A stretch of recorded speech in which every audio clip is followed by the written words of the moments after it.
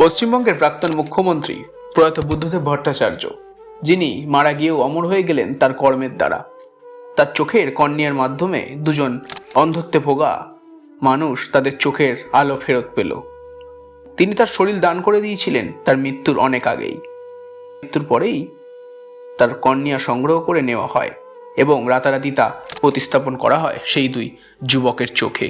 আরআইও বা regional institute of অপথ্যালমোলজির director Asim Kumar Ghosh বলেছেন, দুই যুবকের চোখে বুদ্ধবাবুর কর্নিয়া স্থাপন করা হয়েছে। তারা বেশ কিছুদিন ধরে অন্ধত্বে ভুগছিলেন।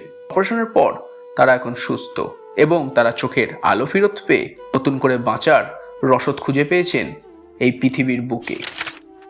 হয়তো কিছু মানুষ ঠিক এইভাবেই অমর হয়ে থেকে যান আমাদের মাঝে তাদের কর্মের দ্বারা। ভালো থাকবেন বুদ্ধদেব ভট্টাচার্য।